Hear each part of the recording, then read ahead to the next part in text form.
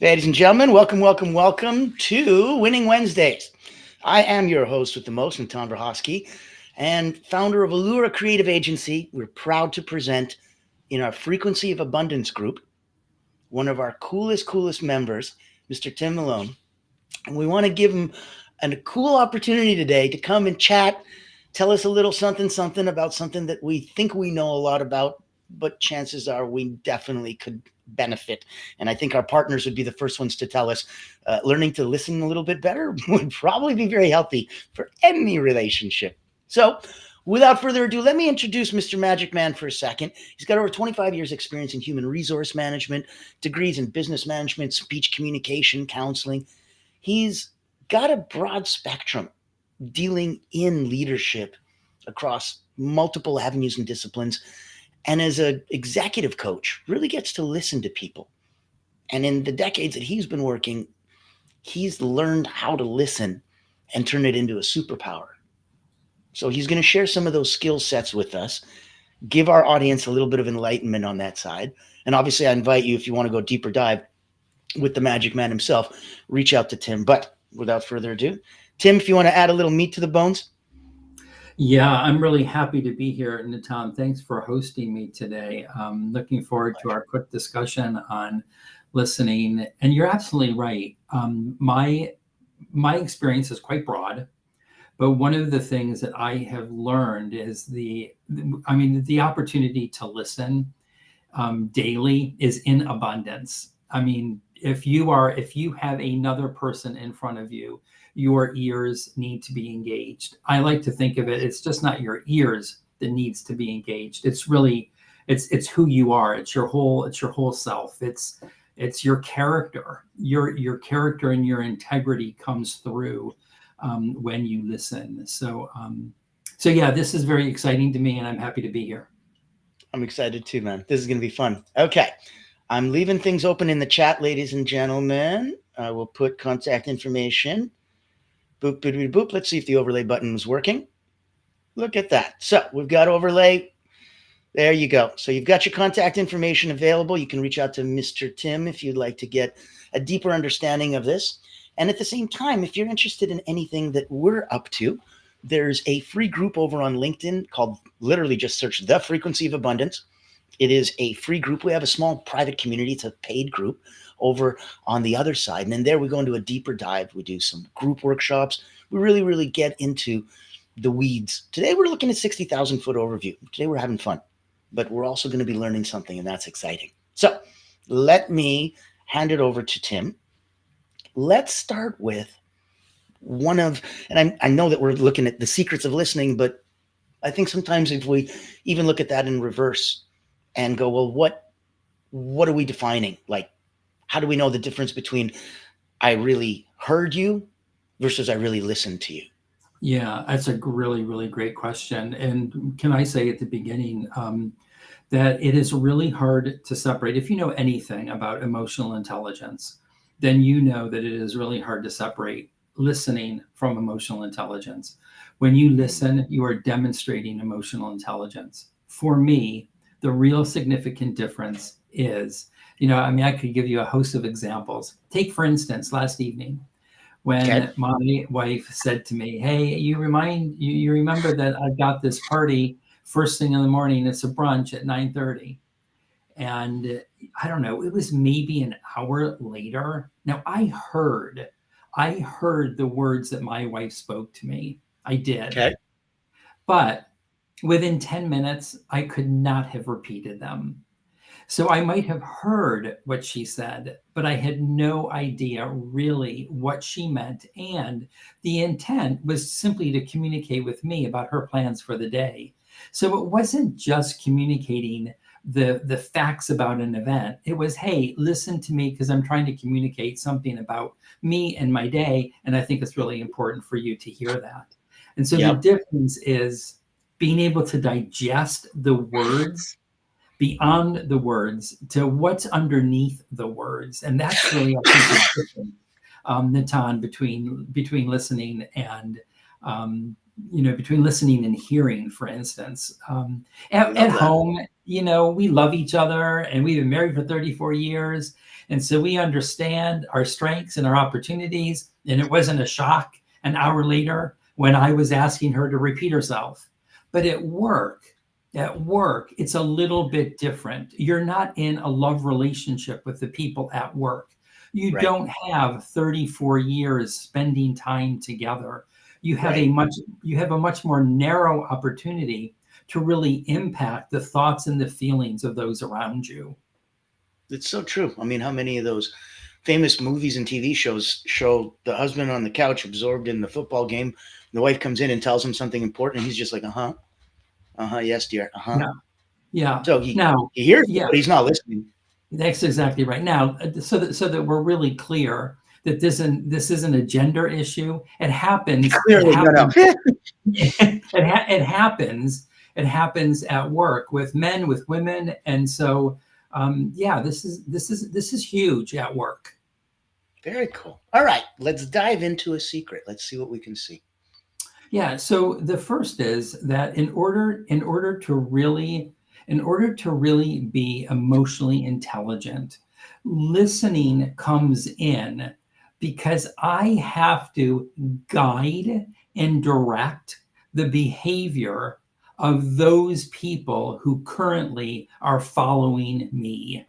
That's the Mm, secret. In order to bring emotional intelligence to life, I have to hear the words that people are saying, but I have to really move a little bit deeper to hear the actual meaning and what they're trying to convey. If I I like that. don't do that, then I can't walk around. Well, if I don't do that, then I'm going to walk around self-deceived that I am emotionally intelligent. I am an emotionally intelligent person. When in fact, if you're not bringing listening to bear, you're not an emotionally intelligent person. Mm, And Natan, if I could say, maybe this is a little bit of a secret. I've worked with a lot of entrepreneurs, a lot of business leaders, and even self-employed business leaders. And what I find is that if I get a chance to work with any member of their teams, I'm hearing a common thread. The leader thinks he's listening, but he really isn't listening. There is a host of beliefs behind a leader. And if you're not really in tune, again, from an emotional intelligence standpoint, if you're not really aware what's in the way of you listening, then you're not going to improve. This is to mm. listen. It's very deep seated. You've got to get rid of some of the beliefs that perhaps are hindering you from even greater success.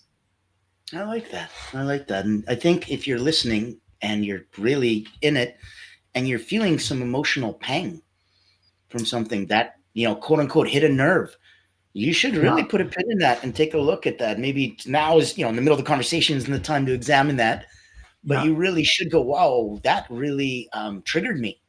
yeah. And then maybe on So, your own yeah, examine why. Yeah. yeah. So another secret to listening is, um, if I maybe there's just another way to say this. Let's go back to the beliefs, for instance. If I think that I am the smartest person in the room, and most leaders do, most entrepreneurs do, most Okay. business owners do, they've done something. They've done something to be successful. But if they still think that they're the smartest in the room, then that's going to impact their listening. So here's the secret. The secret is, I think as leaders, we need to get off of autopilot. We need to get off of autopilot to really become mindful of how we live and work and how we are with other people. Because I think that a lot of people, like everyone's the star in their own movie of life, right? And if you're not, Yeah, boy, that's even worse. You should examine that if you're not even your own star. But yeah, because of that, we have that egocentric view. So we do. We do. and It's some of really us, kind of, Yeah. Like it leans on the hard end and you become narcissistic. You do it lightly. If you don't do it lightly, then you're never going to look out for you. You have to have some self-interest. Yeah. And the self-interest is being able to get off of autopilot, to get off of our, habits are a good thing, right? I mean, you don't want to have to relearn to brush your teeth every single day. So you got these habits for a reason. Yeah. Yes, exactly. I was recently flying home from Tucson, where we spent Thanksgiving, out in Arizona, and typical, the pilot promises it's a beautiful day for flying, and we should, once we hit our cruising altitude, we'll go ahead and take the seatbelt sign off, and you'll be able to roam around the cabin. But while you're seated, please make sure your seatbelt is fastened. Okay. Well, I mean, we weren't 20 minutes into that flight, and the seatbelt sign came back on.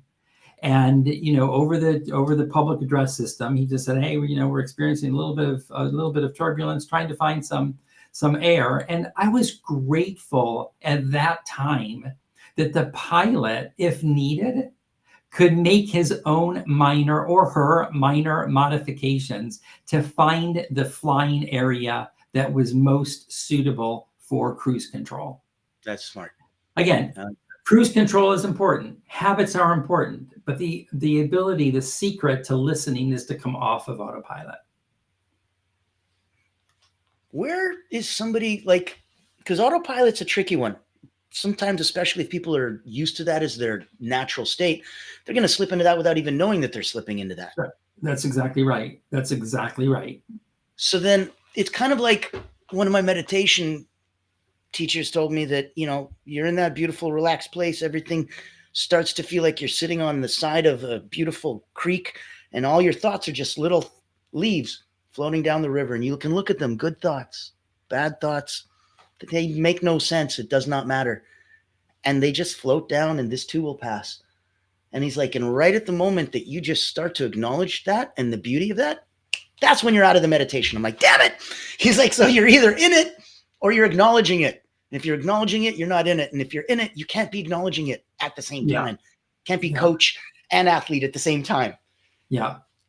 So you and I could go back and forth about this, and we could seriously get off topic. But I believe that there is a real significant difference between the practice of meditation, which is really clearing your mind to get to that place where you can experience a degree of calmness and a degree of serenity. I think that's really important. The difference between mindfulness is actually putting yourself in the leaves that are floating by to really experience the thoughts and the emotions of each leaf, so that you can experience it from an emotional intelligence standpoint. So mindful is different than meditation. I like that. And I could definitely see why, because meditation is a very personal, subjective truth. Yes. Whereas mindfulness kind of you can't be just mindful and be self-servant. Mindfulness kind of implies of others in brackets. You know what I mean? Yeah. So in that sense, that becomes objective and for everybody collectively, versus you just being meditative, which is just so selfish, you meditating. But in a sense, compared to being mindful, mindfulness is for everybody. Yeah. Meditation is just for you. Yeah, that's right. The definition of mindfulness, I don't know if this is really an official definition, but about 25 years ago, I learned how to facilitate a values session. And the group that they're no longer in business, and I'm really sad. One of them is still in business, but the organization is not. And I learned so much from them. And I learned a concept from them called "Be Here Now," and which I absolutely love and I think about often. And "Be Here Now" is defined as, this is the way they defined it, is putting yourself mentally and emotionally where you are physically. Mentally and emotionally where you are physically. And if we do that, if we can really be aware at all times of our thoughts and our emotions, physically, mentally and emotionally, what are my thoughts? What am I feeling? What are my thoughts? What am I feeling? Because thoughts and feelings drive our emotion. I'm sorry, thoughts and feelings drive our behavior. And so, as thoughts and our feelings are driving our behavior, the more mindful we are, like, what is my thinking? How effective is my thinking? Is my emotion producing result, or is it getting in the way? And listening becomes a real part of that. Mm, maybe that's something that we haven't touched upon, that people are like, yeah, the secrets of listening, but what's the benefit? I'm like, besides clarity, besides truer, deeper meaning and understanding, Yeah. besides intention Yes. behind the message, like, there's so much to unravel. Are you sure you got all of it? Are you sure you were really listening? That's so true. So let's talk a little bit about that. So you hear, if you read anything today, any kind of business literature, if you're a Wall Street Journal fan, or if you're the Harvard Business Review, whatever your go-to periodical or reading material is, if it's about leadership, and if it's about management, and it's about business today, then you're probably reading about a couple of things. You're reading about the importance of collaboration. We collaborate with each other to really to get to the best result. The sum of Right. the, excuse me. We're also probably reading a lot about psychological safety. And is this a place that I can really share honestly my thoughts and ideas? You're probably reading about innovation and creativity and how to make your workplace, as a leader, how to tap into the emotion or the innovation and the creativity of your team. And then, of course, you're reading about teamwork. Nitan, the secret to listening is that's how you accomplish all of those things. You cannot really collaborate with somebody if you're not hearing the words that they're speaking. You can't Right. create a psychologically safe place if you're not listening. You can't really tap into the teamwork and what makes a team successful, other than, what's the difference between team and a group, is in a team we listen to each other and we hear what people are saying. And so, again, what's the secret of listening? If you want to be effective in the workplace, and you want a workplace that you can define as collaborative and innovative and creative, and where you gotta listen. You Yeah, gotta listen. that's so cool, because there's something in it for you, right? Like, if you're going to be, just selfish, then that makes sense, because we're Yeah, all self-serving and what's in it for me and interested in that capacity. And I get it, and that's fine. But know that this does benefit you personally, yeah, selfishly, self-servingly.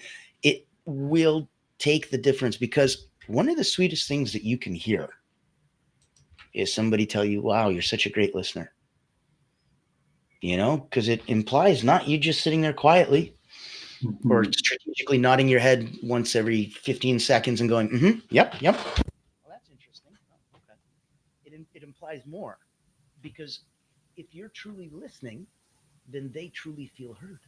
Yeah, that's so true. Natan, I lost you a little. You're way more muffled now.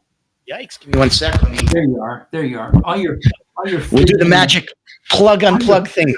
all your fidgeting around. Yeah. It's all these backflips I'm doing in my desk, and all of a sudden, So, Natan, I did hear, even though you were a little softer in my ear, I still heard everything that you said.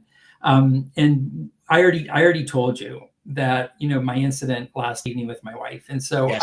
I'm always trying to work on listening. I haven't perfected that, but when people compliment me on the fact that I have listened, what you just said is so true, Natan, and that is that it's worth, the people's value in worth is found when you actually hear the words and the meaning behind what it is that they're saying. And so if you want to make somebody feel really valuable, and what they're worth, listen to them. It's not that hard. Agreed. Agreed. So I love And that. it Thank makes you such a for bringing difference, that out. for sure. Ladies and gentlemen, I will pop it in here. Ask some questions in the chat. Send some love, share, give a thumbs up, give a heart. If you have a question, now is absolutely the time to pop in. And if you feel that you'd prefer, and I have no problem with it, here, I'll put this up here too. There you go. There's contact information for Tim. So you can see that right there in the chat. If it's moving too quick with the ticker, hold on. Let me see if I can press with some buttons. I'm getting so impressive here. And let's do, voila. There you go. This will be static for you. So that's in the chat. Grab a one-on-one with Tim. The availability and his ability to listen, to really see and sense what's going on, is truly a superpower. And having somebody apply that to you and to whatever's going on in your life, personally or professionally, can make such an impact. It'll be epic, monumental. Know that that's available for you. Know that for us, these are the talks that we do every day, whether it's little old me presenting a concept or a topic after 30 years being an elite energy coach, working with the Olympians, Cirque du Soleil, national sports teams, writing a couple best-selling books on energy management, and having about 15,000 people go through my hands in the last couple decades. I'm coming from that place as a coach. And I'm also putting on another hat as an agency owner, because for the last 5 years, I've been here online in a role that is a private invitation-only community and as a not-for-profit. And there's not a lot of us doing that. And so it's a blessing to meet others, to help others. The tide raises all boats. I truly believe that. And in this context, if any of the things that we're doing here, whether you'd like us to give you a chance to come speak, whether you'd like us to put on events like this or others for you, reach out to me. My contact's in the chat as well. I'd love to have a one-on-one with you. For the next couple minutes before we wrap up for today, Tim, share one of those pivotal moments for you when I think the impact of listening might have really, like gone to you, maybe let's say in a deeper level than you're used to. Yeah. So this was early on I was working for a large organization, and I was making a change from distribution and fulfillment to customer service. And, Okay. if you're working in customer service, you better listen. Mm-hmm. And I was hell-bent as the manager of a department, as the leader of a department, to make a difference and actually to get into the classroom and actually do something. But I was new. I was new to the contact center, and so as we were sitting there in a team meeting, and I was puffed up, and I was saying I'm a great manager because I get my hands dirty and I make it happen with the team. And after this staff meeting, I had one of my team members come to me and said to me, I'd like to offer a little bit of feedback. And when somebody asks you that question, you better make sure that you engage your full brain. Yeah. Your full brain and your full heart. Yeah. And so they said, you are making a huge mistake for you to be, if you really want to be on this schedule of training, you're making a huge mistake. And I was like, wow, here I thought I was being the coolest thing. And they just said, you don't know anything. You don't know anything about an old system. You don't know anything about a new system. You don't even know anything about our environment. You've been here literally for 6 weeks. You didn't get hired to facilitate a class. Yeah. You walked into the center to be the leader. And that's what we need for you to be in this regard. Natan, again, I listened with my ears and I listened with my heart. I heard her bravery and I heard her courage. Again, I had been there for 6 weeks and here she was. I'm going to tell you what I think you ought to be doing. I listened with my ears and I listened with my heart, and I actually learned something that day. I think maybe a secret to listening is that we listen with our ears. We listen with our ears. And I personally believe, if I can just go through this information really quickly in the little bit of time that we have, and I'll be fast, but I do think that we listen with 5 different ears. The first ear we listen to is my inactive ear. I might be in the room. I'm not be here now. I'm really not listening to anything that the person is saying because I'm listening with my inactive ear. It happens all the time. How many of you who are listening today ever were involved in a conversation and suddenly you realize the person I'm talking to hasn't heard a word I'm saying? I mean, we're also guilty of that too. I can be in conversations where suddenly I realize, my gosh, where did I think I went to Pittsburgh without a ticket, and so our inactive ears. We also listen from my perspective ears, where my perspective, I'm trying to fit my perspective into what they're saying. My perspective ear is still preventing me from hearing the true meaning of what it is that they're trying to say. I also think we listen with a third ear. And the third ear is my story is better. Have you ever been in a conversation with someone and they're sharing from their heart, and suddenly you realize I've got that same experience, and as soon as they're done, I'm going to tell them my story because it's so much more exciting. Well, you're really just waiting for the pause. You're not really listening to what it Yeah. is that they're saying. Yeah. The fourth ear is a good ear. You're engaged, but you're listening only to learn. You're not really engaged in a conversation. You just want to learn. It's still pretty selfish. And then the last one, and this is my favorite ear, and this is the one I try to engage with the most, and this is my empathetic ear. And when I'm really, really emotionally intelligent, I'm demonstrating empathy. I think it is absolutely impossible. You know the old adage, the walking in an Indian's moccasin, to truly get their world.